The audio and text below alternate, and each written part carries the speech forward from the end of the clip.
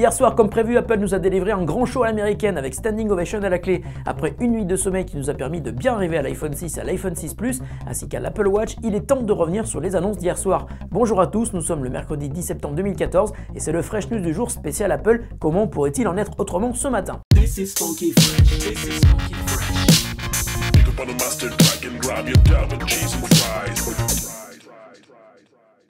La rumeur avait vu juste, mais s'était simplement trompé sur les dates et le nom pour le grand modèle d'iPhone 6. Hier soir, Apple a présenté la nouvelle version de son smartphone, qui est donc désormais déclinée en deux tailles. Il était temps pour Apple de passer au grand écran et de prendre au sérieux la concurrence des phablettes. L'iPhone 6 est donc parfaitement conforme à tous les visuels que nous avions vus depuis plusieurs semaines. Le look fait penser au premier modèle d'iPhone, fini les bords anguleux de l'époque de l'iPhone 4 jusqu'au 5S.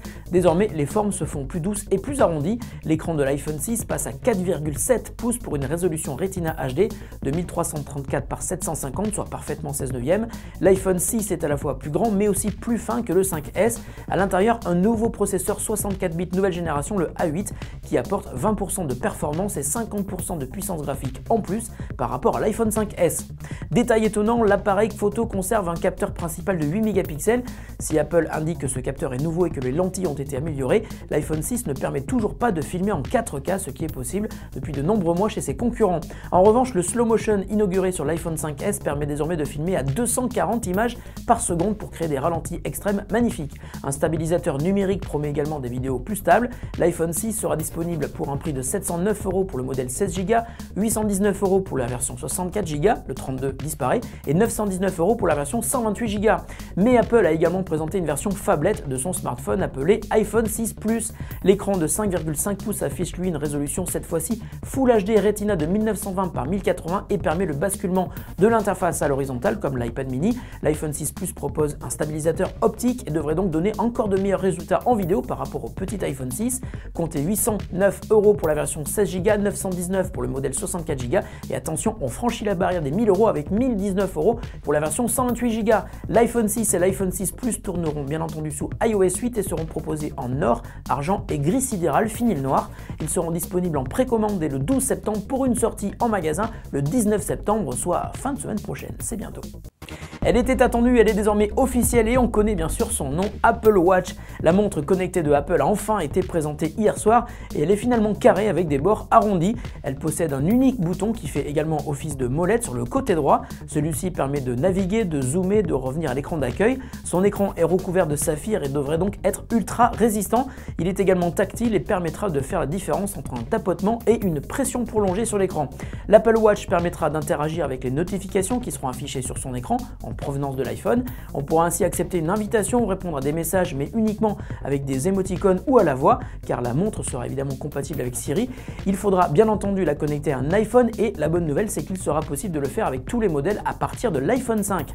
À l'arrière, l'Apple Watch cache 4 gros capteurs qui permettront de suivre les activités fitness. La montre se rechargera via induction, il suffira ainsi de la poser sur son socle aimanté. Contrairement à tous ses concurrents, il semble que Apple ait bien compris qu'un seul modèle de montre ne puisse pas satisfaire à la fois les hommes et les femmes. L'Apple Watch sera donc disponible en deux tailles différentes. Elle proposera également plusieurs coloris, plusieurs finitions, avec de nombreux types de bracelets interchangeables qui permettront de laisser plus de choix pour tous ceux qui seraient tentés. Enfin, une inconnue, l'autonomie, elle n'a pas été annoncée, tout comme sa date précise de commercialisation. On sait seulement qu'elle devrait arriver début 2015. Apple a aussi introduit le Watch Kit, un kit de développement qui va permettre aux développeurs de proposer des applications adaptées. Quant à son prix, lui, il est connu, 349 €. On attend d'en savoir plus car pour l'instant, l'Apple Watch laisse encore beaucoup d'autres questions en suspens. Quant au reste des annonces d'hier soir, on peut évidemment citer iOS 8 dont la sortie est désormais annoncée pour le 17 septembre, dans une semaine, soit 2 jours avant l'arrivée de l'iPhone 6 en magasin. iOS 8 sera bien évidemment gratuit et compatible avec tous les appareils sous iOS à partir de l'iPhone 4S, de l'iPod Touch 5e génération et de l'iPad 2.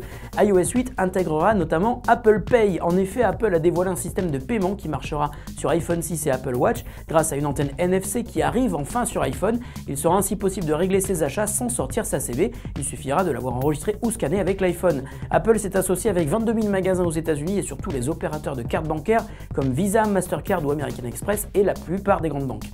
Très échaudé par les récentes affaires de sécurité sur iCloud, Apple a rappelé que les données bancaires ne seront jamais transmises aux commerçants et que Apple ne saura jamais ce que vous avez acheté. Pas encore de date de mise en service et encore moins en Europe, là aussi on attend d'en savoir plus. Et la question du jour nous vient de Pierre qui a suivi notre live hier soir durant le keynote de Apple et qui nous demande ce matin que va-t-il se passer avec les anciens modèles d'iPhone. Salut Pierre, comme on pouvait s'en douter, l'iPhone 4S et 5 disparaissent du catalogue. L'entrée de gamme est désormais représentée par l'iPhone 5C qui devient gratuit avec la souscription d'un nouvel abonnement auprès d'un opérateur mobile. Fresh News c'est terminé pour aujourd'hui, on se retrouve demain matin, salut à tous et bonne journée mes amis.